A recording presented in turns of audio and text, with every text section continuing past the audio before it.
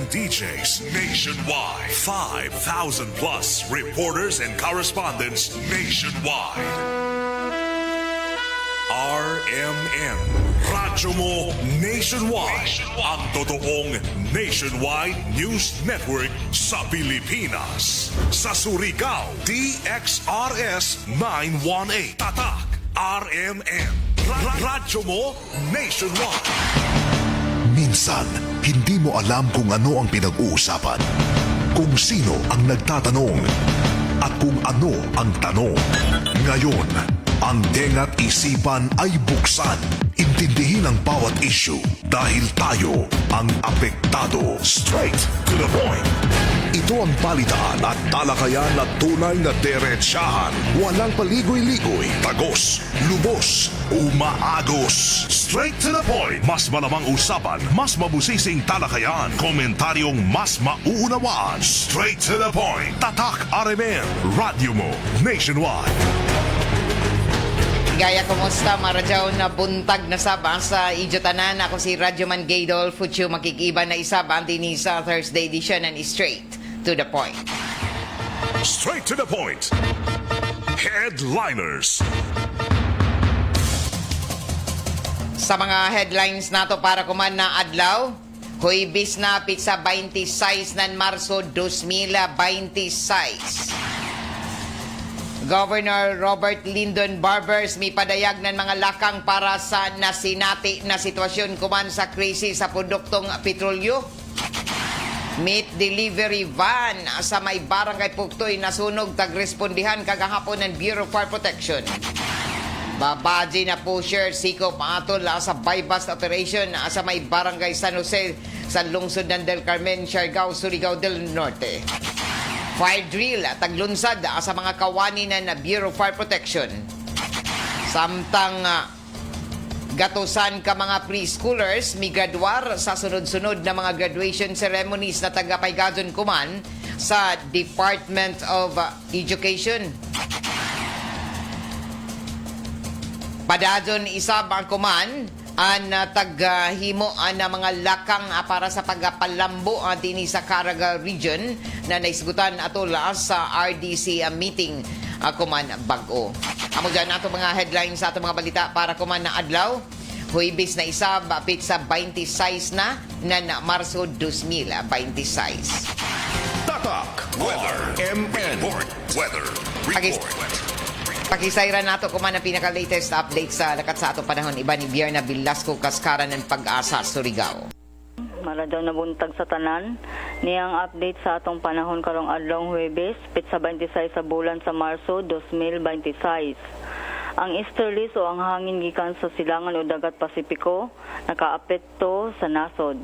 O ang panahon nato diri sa probinsya sa Surigao del Norte, Siargao Islands, ug Dinagat Islands, makasinati sa mapanganuron nga kalangitan, inubanan sa katag-katag nga pag-ulan, kilat ug panalugdog.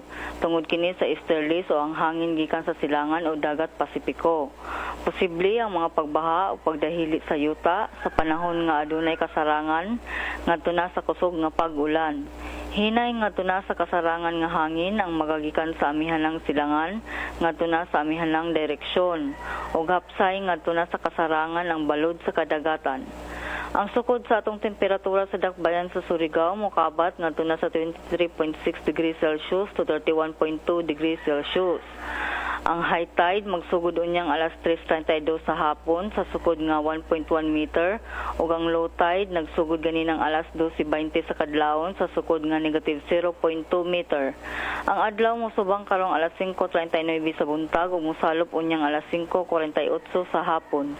Ug mga kadto ang latest update sa lakat sa panahon kini si Verna Velasco, Pag-asa, Surigao. Yan ang gusto ko. Straight to the point. Alas 6:30 na oras sa toda sa ato sa Maradyaw na kabubuton ng San Miguel Pale Pilsen, the true global Filipino beer. Isa ka meat delivery van na sunog kagahapon din sa may barangay Puktoy na taga-respondihan ng Bureau of Fire Protection. Ini ang detalye sa report ni Radyoman Gerson Fuentes. DXRS Radyoman Report. Daling miresponde ang duha ka mga fire truck sa Surigao City Fire Station human nga makadubat og tawag sa concerned citizen labot na sa pagtumaw sa sunog sa usa ka sakyanan nga nakaparada partikular na diha sa may barangay Puktoya pasado alas 12:35 antak na sa udto kag hapong adlaw. Gumikan sa kalayo sab sa maong area nijagan og 12 minutos ang fire truck diin niabot sa maong area pasado alas 3 kun alas 12:36 antak na sa udto diin nagtinabangay ang duha ka mga fire truck gikan sa Bureau of Fire Protection na fire truck na kun diin na tagkonsidera kining usa ka insidente sa pagkasunog sa usa ka nakaparadang sakyanan gumikan sa nagtrabaho nga adunay welding machine nga minga kanat ang baga pasingod na sa sagbot nga hinungdan sa pag-ulbo sa kalayo. Sumala pa sa taga Bureau of Fire Protection pinaagi usab ni Fire Senior Inspector Eduardo Quinto Jr. nga nagpadadyon ang ilang himuong makuting imbestigasyon kalabot na nini nga maong insidente sanglit ang Bureau of Fire Protection ang gikordon sab ang maong area para sa dugang pagplastar o pagkuha og dugang mga detalye kalabot na sa maong pagsunog. Sumala pa nga na fire under control pasado alas 12:48 na antak na sa udto sanglit walay mga nasakitan og na angol sa maong insidente sa pagresponde sa taga Bureau of Fire Protection. Sumala pa ni Fire Senior Inspector Eduardo Quinto Jr. Kini inyong radyoman sa RMN DXRS Surigao, Gerson Galotero Fuentes, Tatak, RMN. Straight to the point. Alas 6:32 na sa ato pagpapadadyo na sa ato mga balita. Ato na sayran na mihimo ako man na nadugang na mga pagresponde isa basa na napagtubag na ato ang kagamhanan. At ato ang kagamhanan kabahin na ini sa sunod-sunod na pagtaas na presyo sa petrolyo o kumana bag-o si Governor Robert Lyndon Barbers may padayag ng mga lakang para sa nasinati na sitwasyon sa krisis sa produktong petrolyo. Ini kuman ang detalye sa report ni Radyoman Jojo Ferrol. DXRS Radyoman Report. Governor Robert Lyndon Barbers nagpadayag ang pagpaningusog sa paghimo og mga lakang para nasa nasinati sa pagkuman na sitwasyon sa krisis sa produktong petrolyo. Ini sa pagsunod sa matupang mando isab sa nasyonal na gobyerno sa paghimo og kadugang na mga lakang sa local government unit sa inin na mga sitwasyon sa pagkuman. Ini resulta na sa padadyo na pagtaas ng presyo ng gasolina, diesel ug pa ng mga produktong petrolyo, epekto ng kagubot sa Middle East. Nagpaklaro pa sa gobyerno na dili makadeklara ng state of calamity ang Surigao del Norte, gumikan kay dili kon natural na kalamidad ang mitumaw sa pagkuman, kundi krisis sa inin na mga produktong petrolyo. Hinoon may tagpagaw sa subsidyan na mato pa executive order para na sa lakang sa tagtawag na energy conservation na kundiin na mga tagatakda na pagbiyahe na dili kon importante ang sumaya pa dili ana himuon sa pagkuman na lagip na isab na tagtakda ng patawag si og panagtigom kumadlawa ini para na padayaga ngadto na sa pila ka mga department heads ug iban pa ng mga ahensya ang nadugang mga short term ug long term na solusyon sa ini na sitwasyon. Tagatudlo pa na gobernador na mohimo isubsidya og mga pagplano ini kun unoy kinahanglan na himuon partikular na kung nakinahanglan ba na matupamuhatag og bugas ngadto na sa mga katawhan ug iban pa na matupa panginahanglanon ilabi na sa ining sitwasyon sa pakuman ilabi na kun mo grabe pa ini. Inanadyo na radyo na yun. Ini ang dugang na pagpadayag isa ba asa na pagpasabot ni Provincial Governor Robert Lyndon Barbers sa krisis kuman dinhi sa Pilipinas, particular na sa petrolyo. The recommendation ng ato local disaster risk reduction management office if there is sufficient reason for us to declare a state of calamity. However, on the other hand, also the word calamity ang pasabutan na bagyo, linog, ano pa yun yung tidal wave o tsunami, mga ingana, man-made disasters, mga ingana, no? This particular incident sa panitabo kuman sa Middle East part sa kalibutan, this is That's why it's energy emergency and declaration na state of emergency sa pahin sa enerhiya because it has affected ang ato petrolyo, ang oil, no, ang gas, ang crudo, etc. So it's more of an economic crisis. And dili lang po ng ato probinsya, Surigao del Norte ang apektado, ang entero nasod, pero ang entero kalibutan. That's why sa level nato dali sa probinsya, nangita kita ng mga paagi kung unsahong nato mapa-lessen ang impact. So, gusto na ko ipahimayo sa katawhan Surigao no, na ang inyong provincial government wala magtulog-tulog sa pansitan. So, monitor nato initanan, and in fact, even before the declaration of the President, doon na may ato di pagawas na executive order on Monday, and at the same time we also conducted an emergency meeting last week, no, prior sa ako travel dito sa Isla ng Siargao sa ato local price control council, no, and then Sabado last week na bisan Sabado, nagpatawag ako ng emergency meeting sa ato mga department heads para mahalay, maplastar kung umay ato Pagpaningusog sa pag-iimog Bueno, ang pamahayag ni Provincial Governor Robert Lindon Barbers, kabahin na ini sa tubag isab sa mga plano sa kagamanan sa probinsya sa ini na krisis sa petrolyo na nasinati sa tibuok kalibutan. Straight to the point. Alas 6:38 na. Taga-tubagan na napipila ka mga transport drivers, operators dinhi sa ato probinsya, napipila ka mga yango-ngo asa na nareklamo na napipila ka mga commuters o pasahero kagahapon na adlaw isa ka pasahero isa gikan sa Badas Placer ang tag-report an isa ka van o passenger van na diin naggikan sa Badas Placer o pasingod din sa Surigao City Barangay Luna para dinhi magsakay ang mga magtrabaho lakip na mga tinunan sa sa buntag taga-reklamo human nan napanidaan na jaunay nanukot na sobra sa taga-sita na plitihan didon sa amunan lungsod. Ini ang mga pagpasabot isaba anan mga transport van operators and drivers kagahapon atol sa pagiginabi asar ni Radyoman Gerson Fuentes. Ini ko man ang dugang detalye sa amunan report ni Radyoman Gerson. DXRS Radyoman Report.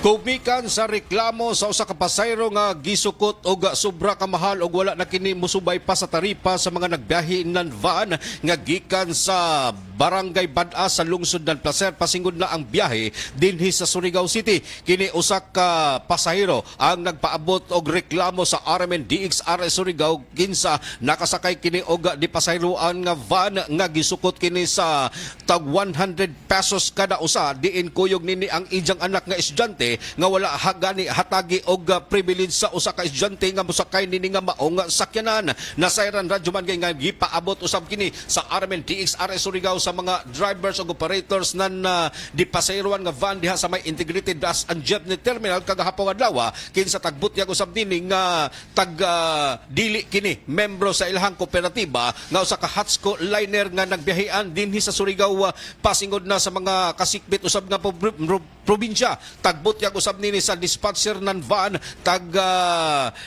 laong panini nga dili usab ni wala usab sila kabatuoran nga nagpasaka sa ilang precious plithan gumikan kay aduna sila taripa nga tagsunod sa pagiginabi sa RMN DXRS Surigao eksklusibo tagbutyag nini sa maong nga dispatcher ang ilang mga pamahayag. Pasaka sa praser, ang praser pagihulmi nga ang plitihan sa isinta ang space pinta wala mo sa praser nga plitihan. So kay Jao may reklamo sir nga nanukot ko mo 100 o sorry ka tinuod. Bakit sa laing banto nga nakasakay kasama mo diri yung nga Hatsco meet. Nagamay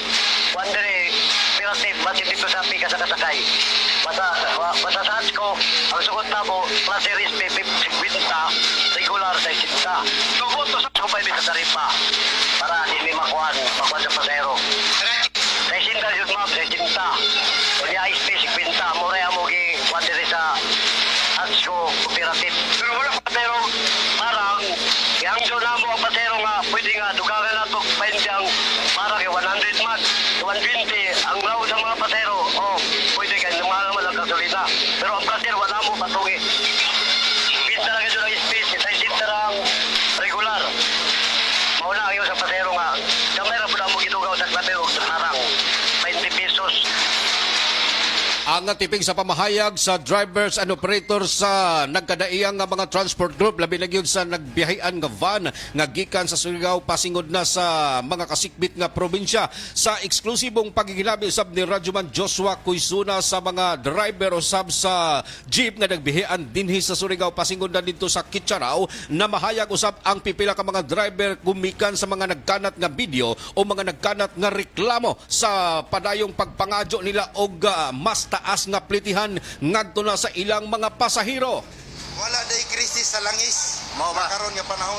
Okay. Abot giunsa niya na pagunahuna. Samtangan mga kaigsunan ini kita sa terminal na Kitsaraw o Alegria Kitsaraw. Atong mahinabi ang ato mga amigo, mga buta na mga driver si Sir Arnel Carbonilla. Arnel Carbonilla. Sir, kumusta man ang iyong panikay-sikay panginabuhi kadadlaw? Okay pa ba? Dili na jud okay. Muna na jud namong paningkamot jud matag adlaw. Ang amo lang maka financial lang jud ni gamay tungod sa kamahal jud sa gasolina.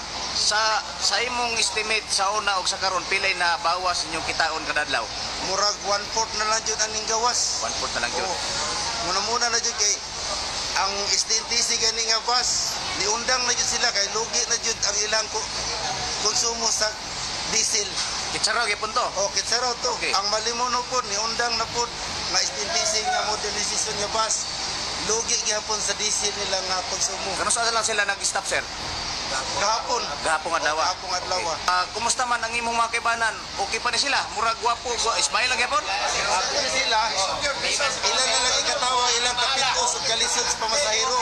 Kini ang nahimong pamahayag Radyoman kay sa pipila usab ka mga transport group diha sa may integrated bus and jeepney terminal gumikan lagi sa problema kuman sa dili lang sa nasod sa Pilipinas maingon man sa tibuok kalibutan gumikan ining hulga sa seguridad didto sa Middle East nga nakapekto sa Radyoman kay sa pagsakas presyos petrolyo dinhi sa Pilipinas. Usa sa mga nahinabi ni Radyoman Joshua Cuisona ang driver o operator nga gipadayag nila ang ilang kasinatian gumikan kay sa padayong pagsakas presyos gasolina daghan nga mga kooperatiba usab og mga linya sa sakyanan nga nagbihean ang nangundang gumikan sa dili nagyud madala ang plitihan o kini nga matawag natog presyos krudo o gasolina Radyoman kay nga sobra kataas o wala nay halos pasahero nga ilahang masakay gumikan kay lagi ang uban usab nga mga commuters ang nangita na usab og mga alternatibo nga mga sakyanan para makaminos-minos sa matag adlaw nilang pagpamasahe. Kini inyong Radyoman sa RMN DXRS Surigao, Gerson Galotera Fuentes, Tatak RMN. Straight to the point. Og taga-paklaro isab ang kumanda na ato ang kagamhanan na inina presyo sa petrolyo na dili isab kontrolado nan ato ang gobyerno. So iniisab ang taga-paklaro kumanda na ato ang kagamhanan sa nang taga-paklaro mismo na Presidente Bongbong Marcos Jr. na dili kontrolado nan ato gobyerno ang presyo ng petrolyo sa world market pero dili sumaya pa dapat ipasa sa katawhan ang kinatibuk ang epekto nan ini. Sumaya pa na Presidente Bongbong na tinaw ang prioridad nan ato ang gobyerno na dadon maubsan ang epekto ng pagtaas sa presyo sa adlaw-adlaw na kinabuhi ng mga Pilipinon. Tagapaklaro ni dyan na dili dapat masinati na kada pamilya ang nagimbog aton ang krisis na waya sa sila matud pa wayay ila kaybawanan. Tagabutyag pa na ang rason kung uno nakatuto ko man ang gobyerno sa paspasan ng direkta na tabang labi na sa pagkaon, pamasahe, kuryente o iban pa na mga nagunang gastuhanan. Kinahanglan sumaya pa na masinati ang dadon ang aksyon ng gobyerno o dili dapat ini malangan. O kagahapon hingpit na o taghimo na gadod ang hatag na isa ka pagpaklaro na ang emergency power sa excise tax ang permado na presidente o taga-pirmahan na gazod mismo kagahapon na adlaw na presidente Bongbong Marcos sa Jr.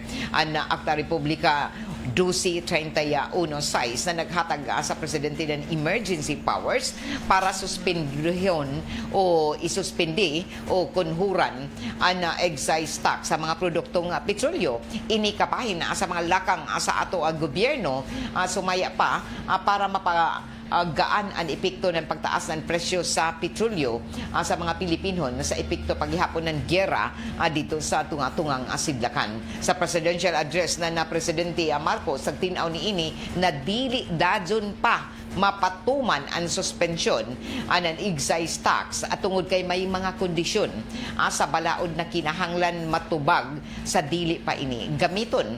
Tagabutyag pa na padadyo na tagtun-an ko man ato ang kagamhanan kun kuno ang sakto na timing sa pagpatuman labi na kay pautro-utro pa paisab-isab pa ang presyo ng presyo sa world market.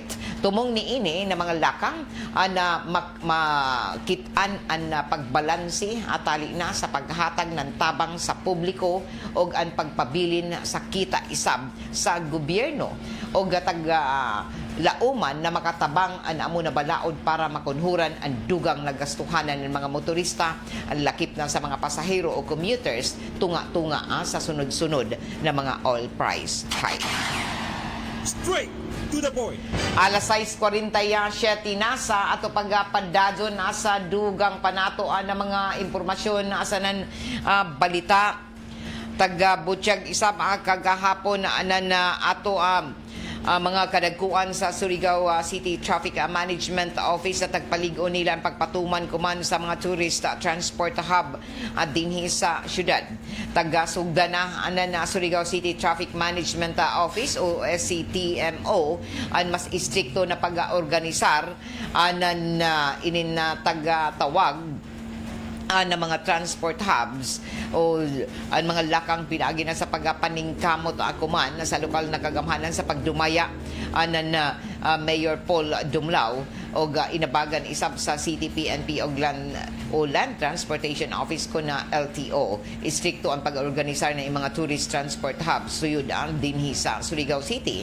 Ang amo na mga inisyatiba naggatumong na maplastar ang tanan ng mga designated tourist vans ang na sa eksakto na mga terminal imbis na magkatag ini sa nakalain-lain na bahin dinhi o sa gawas na bahin sa Kadayanan o pinaagi na niini mas siguro ang kahapsay sa jagan sa trapiko palibot sa terminal sa nan maminusan ang paghuot nan ini mga sakyanan sa gawas ng mga Kadayanan o gawas sa kahapsay prioridad isab kuman ang kaluwasan sa mga pasahero tungod kay jaon ay ila sakto na dapit o lugar sa pagsakay sa ng pagkanaog. Ini na mga koordinasyon ang taghimo sa mga ahensya na nagpakita sa tinguha kuman ng syudad na makahatag ng mas organisado at di kalidad na serbisyo sa transportasyon para sa publiko sa mga turista. Taghangyo kuman ang paddado na kooperasyon sa disiplina sa tanan para sa mas hapsay, progresibo na syudad ng Surigao. Straight to the point. Alas 6:50 na sa ato pagpadadyon sa ato mga impormasyon sa mga balita. Ato isab na sayran na mihimo isab akuman na nadugang na mga pagpaklaro isab na ato kagamhanan kabahin na ini sa ila mga pagpaningkamot dinhi na mapatuman ang mga kalambuan isab dinhi sa Caraga region atol sa RDC o Regional Development Council full meeting advisory committee taga-himo na panagatigom na dato na milabay nga adlaw na taga-tambungan sa mga kadagkuang opisyalis dinhi sa tibuok Caraga. Ang tanan ng mga lideris dinhi sa Caraga lakip na ang mga stakeholders nagatigom pinaagi na sa joint Caraga Regional Development Council full council advisory committee meeting na dato na milabay na Martis o taga-butyag pa na amo na na sesyon o panagatigom ang taga Dumaya sa Caraga RDC chairperson na asa na Dinagat Islands Governor Nilo Demeri Jr. Iban sa partisipasyon isab sa Mindanao Development Authority chairperson Secretary Leo Tereso Magno. Iban sa nagalain-lain na mga mayuris o mga regional na mga lideris dinhi sa Caraga. Mo na mga panagatigom nagtutok akuman sa deliberasyon kabahin na para sa budget sa sunod na tuig 2027 mga sugyot nagkalain-lain ng mga regional agencies o mga state universities and colleges. Mo na konseho mi konfirmar isab sa pipila ka mga pagresolbar o resolusyon sa pagduso sa mga priority programs para na ini sa economic infrastructure, social, research sectors para masiguro hiniusa na paglambo o mapa dinhi sa rehiyon na Caraga. Amo na legislative measures o mga lakang na formal na taga-suportahan ang lakip na ang House Bill number 68 na diin nagtinguha para ma-convert ang municipality of Claver na mahimong component city o pinaagi na sa House Bill 4018 isab an Equitable Regional Share Act. Ini na mga lakang nagtinguha para sa nasudnong budget na diin mas makatubag sa mga panginahanglan didoon sa realidad na ini na pagpalambo sa susidad o para ini mulambo isab an tanan na mga lugar dinhi sa inin Caraga.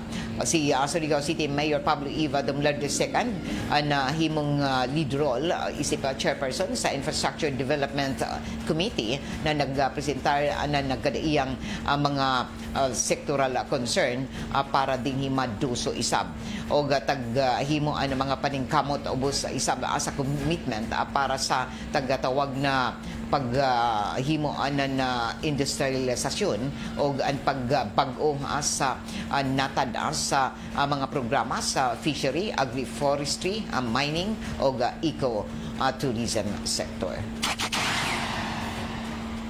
Alas 6:53 oras sa ato sa Downey Rock Darab Bango-Bango.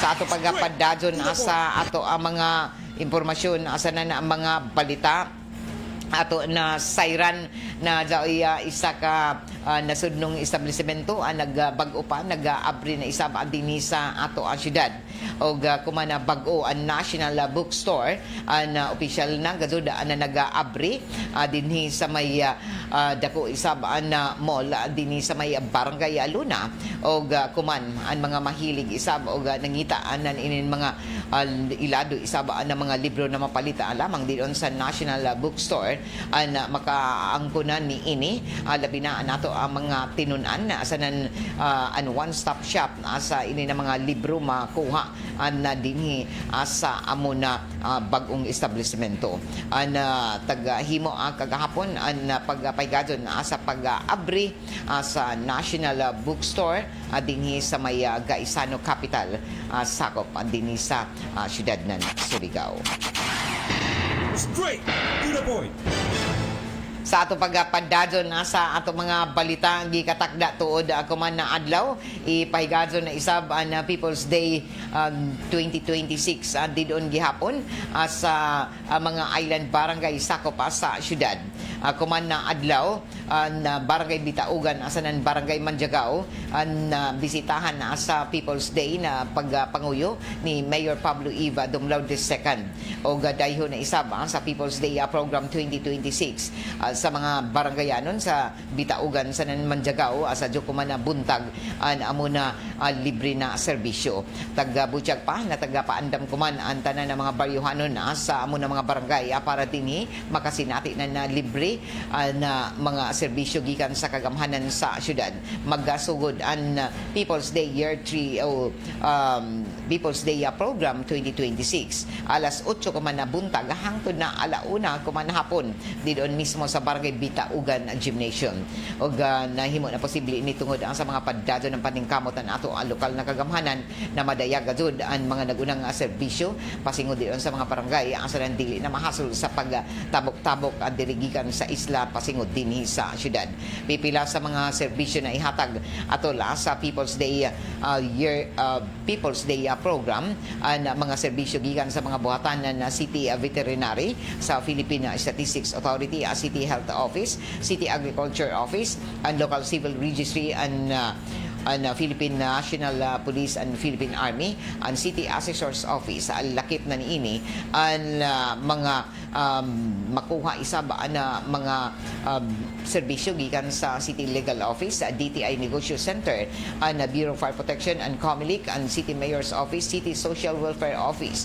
Lakip na niini ang Public Attorney's Office, ang mga buhatan isab na City Planning Development Office, and Coast Guard, o lakip na ini ang City Tourism Cultural Affairs Office, Family Planning, and Local Youth Development Office, and Public Employment Skills and Development Office, and City Public Information Office, and DSWD Sustainable Livelihood Program, o mismo ang buhatan isab sa City Building Office, and PhilHealth, o ang Provincial Government Office. Ini ang mga katujuan nidyo sa ini na mga buhatan na pwede na magserbisyo kuman na adlaw ng libre didon mismo sa Barangay Manjagao, sa Barangay Bitaogan.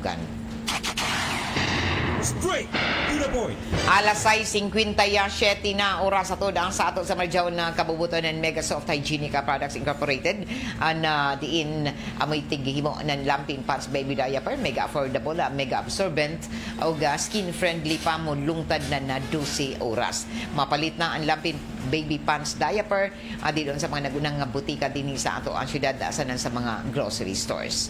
Sa ato pagapadadon sa ato ang mga impormasyon sa mga balita ato na siren isab na mihimo isab ako man na nadugang pa na mga pagpaklaro isab na ato ang kagamhanan kabahin na ini sa mahimong pagsugod na isab na klase para na sa school year 2027 to 2026. Taga-Butyag Pakuman ng Department of Education diyan ay pagpatuman gadud para sa sunod na tuig o school year 2026 to 2027 sa 3-term school calendar, o naaprubahan na gadud ang Economy and Development Council ang pagpatuman sa bagong 3-term school calendar sugod ako man na school year 2026 to 2027, pero may ani isab ini nan grabe na pag-uyon gikan sa Alliance of Concerned Teachers. Paguyuhan na mismo ni Presidente Bongbong Marcos Jr. ang pag-aproba sa sugyot ng Department of Education na dato na milabay na simana sa pamahayag gikan sa Department of Economy, Planning and Development hulagway ng konseho ang amo na reforma isip kritikal na lakang sa pagpalambo sa edukasyon o sa sistema ng edukasyon dinhi sa Pilipinas. Ilayom sa bag-o na kalendaryo, pulihan ang kasamtangan na upat ka academic quarters na natuyo ka termino.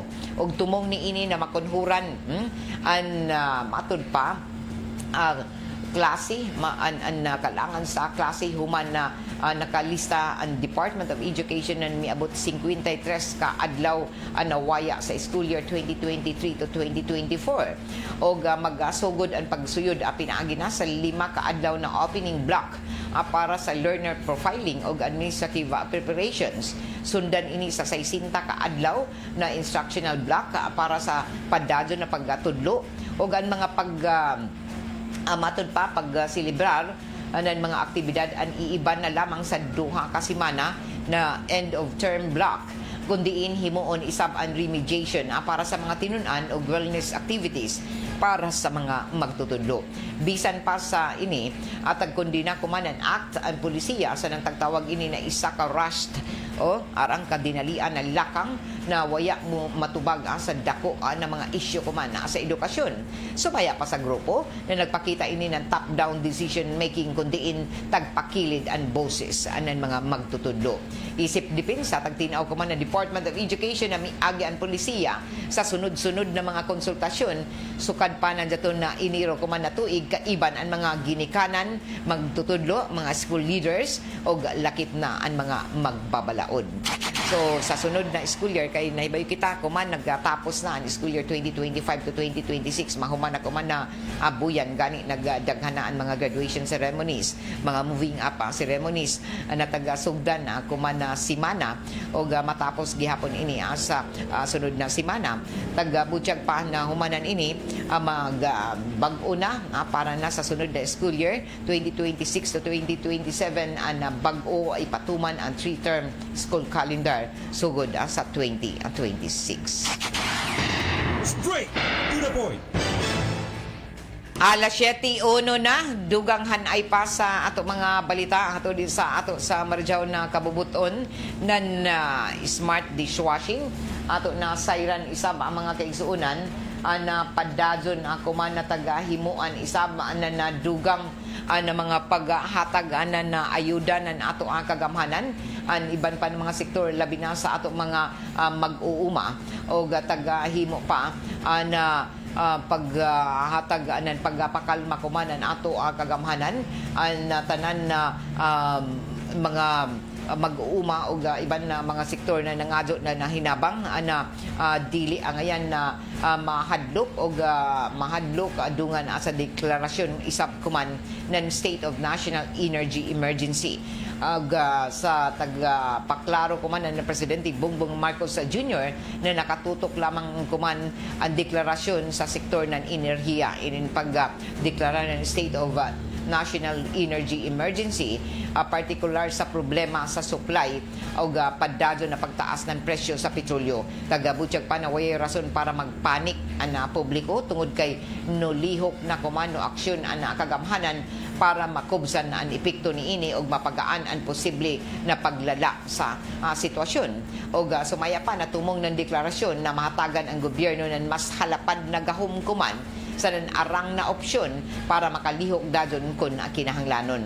Kung kabahinan ini ang mas paspas na pagpalit ng supply ng petrolyo ng Department of Energy o dili na moagi sa taas na proseso o ilayom sa Executive Order number 110 mapaspasan ang aksyon ng ato ang gobyerno para masiguro ang igo na supply sa proteksyonan ang mga konsumante kontra sa padadyon na pagtaas kuman sa presyo sa petrolyo. Alas 7:03 na o duganghan ay pa sa ato mga balita mo sunod na kuman na taod-taod sa RMN Network News.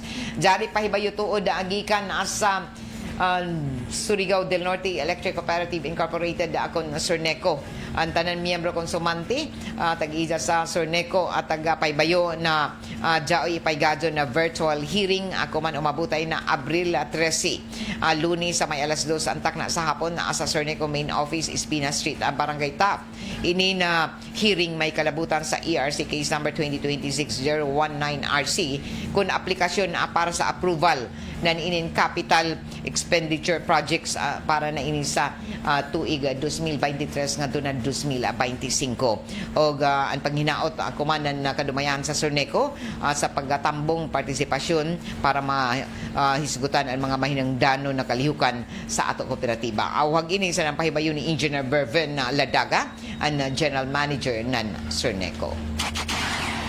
Good morning to didon sa ato mga namati diyon sa ato nagdatanaw sa Facebook page ng RMN and DXRS Surigao sa ilan ni Mirnalyn Dihayko kay Jerry Bonilla Iviuta. Good morning. Randy Santisa sa Marijaw na buntag. Marijaw na pagpamati Merlinda Hingo. Idol ko gud ma'am. Salamat ka Rajaw. Merlinda Hingo dito sa Barangay San Juan. Kumusta ni mo pamilya? Marijaw na buntag. Emmanuel Latuga, Marijaw na buntag DXRS. Sa tanan nimo mga followers ng RMN, Ma'am Gay, ang gikan ni Emmanuel Latuga watching from TCI British Territory. Salamat. Amping ka mo doon, mga Surigao nun. O Jocelyn Dumanhuga Rojas, God bless. Arnie Ciraldino doon sa munisipyo ng San Francisco. Awon, good morning. O sa kay Kabanilyang Marivel, good morning. Kay Manu Datoy, good morning. Marijaw na pagpamati doon. Okay, balik kita para sa second portion human sa ato pagpamati sa dugang hanay pa sa ato mga balita sa Armen Network News o sundan ini sa diretsyo balita nga Surigao. Ako si Radyo Managacho, kay iba na ako diri sa control GOJO Bataan o Parlo Fernandez diyan sa may transmitter site sa barangay Asabang Marijaw na Huwebes. Straight to the point. RMN Network News. By the subpoena, subject to, of course, titingnan natin kung ano yung laman. Pagdating naman dun sa mga ibang subpoena that will be issued